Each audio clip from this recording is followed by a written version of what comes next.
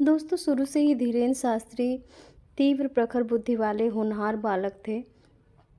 उनका प्रारंभिक जीवन अपने गांव गढ़ा में ही बीता। यदि बात करें उनके परिवार की, तो उनका परिवार बेहद ही गरीब और आर्थिक रूप से कमज़ोर था। इतना ही नहीं, धीरेन्द्र शास्त्री अपने प्रारंभिक जीवन की कई सारी कहानियाँ जो अपने भक्तों को सुनाते हैं, तो लोगों की आंखों में आंसू आ जाते हैं, क्योंकि कई बार उन्होंने ऐसी परिस्थितियों का सामना किया है कि खुद को उन लम्हों को याद करके उनका गला भर आता है। अपने जीवन की कठिन और कटीले भरे रास्तों से आगे बढ़ते हुए धीरेन्द्र कृष्ण शास्त्री ने मध्य प्रदेश के छतरपुर जिले में एक धार्मिक तीर्थ स्थल पर बागेश्वर धाम सरकार के मुख्य पुजारी के रूप में उस समय चर्चा में आए, जब उन्होंने बागेश्वर धाम का उद्गम लोगों के दृढ़ विश्वास और भरोसे पर बागेश्वर धाम का निर्माण भूत भवन महादेव गढ़ा में स्थापित किया। यह बागेश्वर धाम चंदेल कालीन सिद्ध पीठ है, जो 1986 में ग्रामीणों द्वारा इस मंदिर का निर्माण कराया गया था। 1987 के बीच इस गढ़ा गांव के बाबा पंडित सेतु लाल गर्ग चित्रकूट से उन्हें शिक्षा प्राप्त करके बागेश्वर धाम पहुँचे, जिसके बाद उन्होंने 1989 में एक बड़ा यज्ञ किया, जिसके बाद से बागेश्वर धाम के पीठाधीश्वर धीरेन्द्र कृष्ण शास्त्री प्रसिद्ध हुए।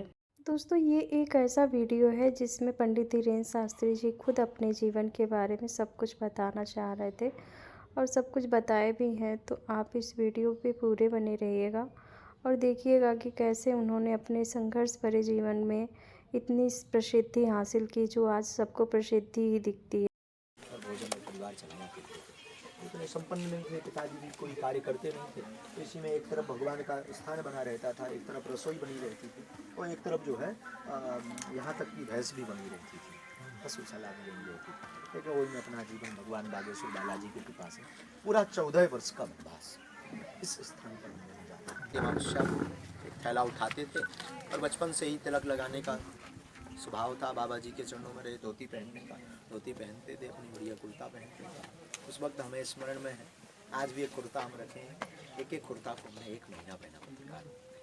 रोज रात को हम उसको साफ करके, यहाँ पर एक चीप डली रहती थी, यहाँ एक चीप बनी रहती थी, वो चीप में जो है कुर्ता को साफ कर लिया। एक यहाँ से वहाँ तक तार था, उस तार पर सूखने के लिए डाल देते थे।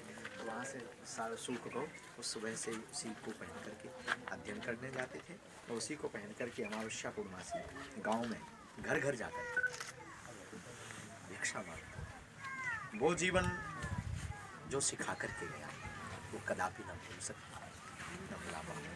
लेकिन उस जीवन में मानवता का, वास्तविकता का खूब बोध था। और उस जीवन से ही इस जीवन तक की यात्रा संपन्न हुई। ये भगवत आशीर्वाद था, बागेश्वर बालाजी की ही कृपा थी कि जो यहाँ पर जीवन गुजरा या इन स्थिति में गुजरे। फिर इसके बाद में और बड़े हुआ है। 9 वर्ष की अवस्था से ही, हम 8 वर्ष की अवस्था से ही रामायण पाठ, सत्यनारायण की कथा इत्यादि करेंगे थे। और सत्यनारायण की कथा गाँव वाले लेवा जाते थे। जटाशंकर जो है यहाँ से 150 किलोमीटर दूर है,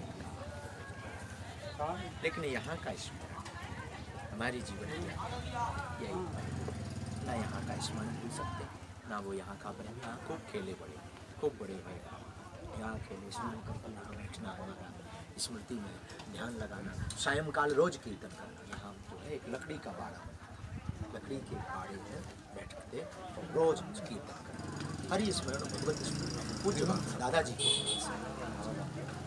दादाजी का जो है